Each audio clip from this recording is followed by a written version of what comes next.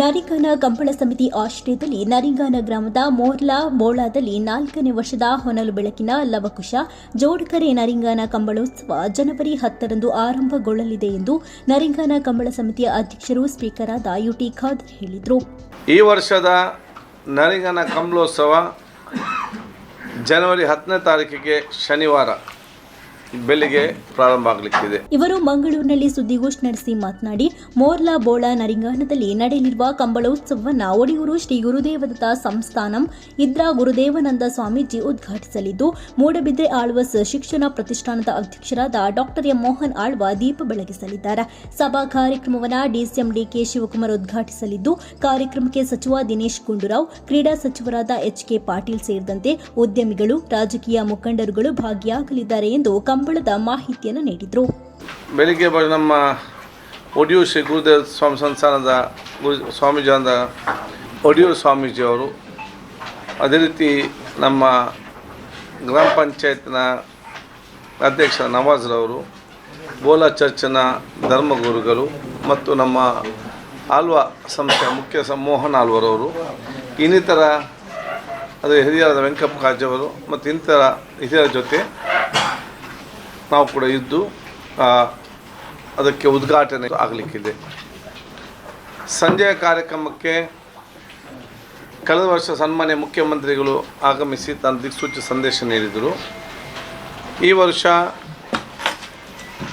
ರಾಜ್ಯ ಉಪಮುಖ್ಯಮಂತ್ರಿಯಾದ D K Shivakumar ಅವರು, tourism ಮಂತ್ರಿ ಆಗಿರುವಂಥ ಎಚ್ ಕೆ ಪಾಟೀಲ್ ಅವರು, ಕಾರ್ಮಿಕ ಸಚಿವರಾಗಿರುವಂಥ ಸಂತೋಷ್ ಲಾಡ್ರವರು ಮತ್ತು ಇನ್ನಿತರು ಗಣ್ಯ ಅತಿಥಿಗಳೆಲ್ಲರೂ ಕೂಡ ಬರಲಿಕ್ಕೆ ಇದ್ದಾರೆ.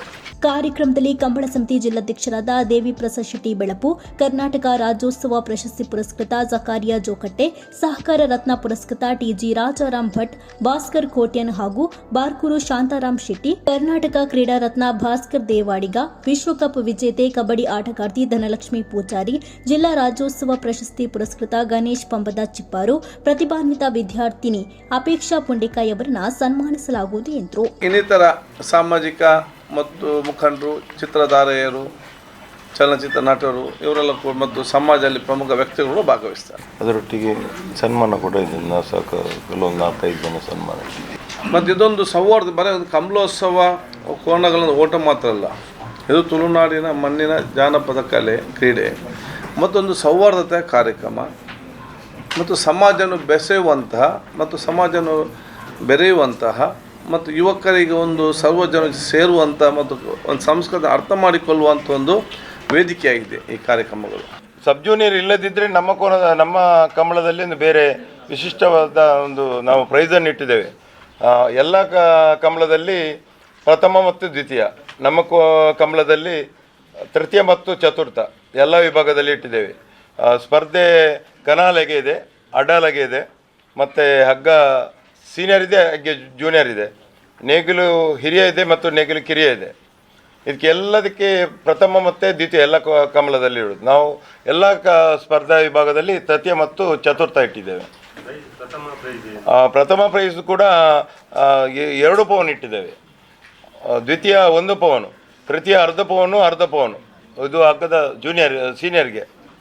ಅದರೊಟ್ಟಿಗೆ ನೇಗಿಲು ಹಿರಿಯ ವಿಭಾಗಕ್ಕೆ 1.5 ಪವನ್ ಮತ್ತು 1 ಪವನು, ಅರ್ಧ ಪವನ್ ಮತ್ತು ಅರ್ಧ ಪವನ್ ಹೀಗೆ ಇಟ್ಟಿದ್ದೇವೆ. ಜೂನಿಯರ್ಗೆ 1 ಪವನ್ ಇಟ್ಟಿದ್ದೇವೆ, ಅರ್ಧ ಪವನ್ ಇಟ್ಟಿದ್ದೇವೆ.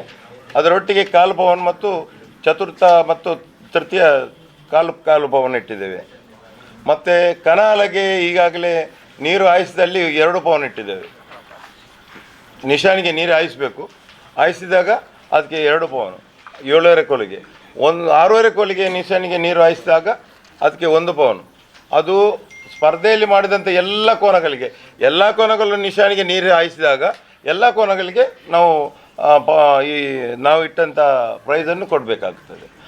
ಅದಕ್ಕೆ ಫಸ್ಟ್ ಸೆಕೆಂಡ್ ಅಂತ ಏನಿಲ್ಲ, ಎಲ್ಲ ಕೋನಗಳು ಇದಕ್ಕೆ ನಿಶಾನಿಗೆ ನೀರು ಹಾಯಿಸಿದಾಗ 8 ಜೊತೆ ಕೋನ ನೀರು ಹಾಯಿಸಿದ್ರು ಕೂಡ ನಾವು 2.5 ಪವನ್ ಕೊಡಬೇಕಾಗ್ತದೆ. ಅದು ಸೀನಿಯಾರಿಟಿಯಲ್ಲಿ ಮತ್ತು ಕಂಬಳದ ಗೌರವಕ್ಕೆ, ಇದು ಹಗ್ಗದ ಕನಾಲಯಕ್ಕೆ ಭಾಳಷ್ಟು ಗೌರವ. ಅದು ಬಿಟ್ಟರೆ ಹಗ್ಗ ಸೀನಿಯರ್, ಅದು ಬಿಟ್ಟರೆ ನೇಗಿಲು ಹಿರಿಯ, ಅದು ಬಿಟ್ಟರೆ ಮತ್ತೆ ಎಲ್ಲ ಜೂನಿಯರ್. ಇನ್ನು ಈ ಸುದ್ದಿಗೋಷ್ಠಿಯಲ್ಲಿ ಕಂಬಳ ಸಮಿತಿ ಕಾರ್ಯಾಧ್ಯಕ್ಷರಾದ ಪ್ರಶಾಂತ್ ಕಾಜವ ಮಿತ್ತಗೋಡಿ, ಪ್ರಧಾನ ಕಾರ್ಯದರ್ಶಿಯಾದ ನವಾಜ್ ನಡಿಂಗಾನ, ಕನಚೂರು ಸಮೂಹ ಸಂಸ್ಥೆಯ ಚೇರ್ಮನ್ ಯುಕೆ ಮೋನು, ಉಪಾಧ್ಯಕ್ಷರಾದ ಮ್ಯಾಕ್ಸಿಮ್ ಡಿಸೋಜಾ ಉಪಸ್ಥಿತರಿದ್ದರು.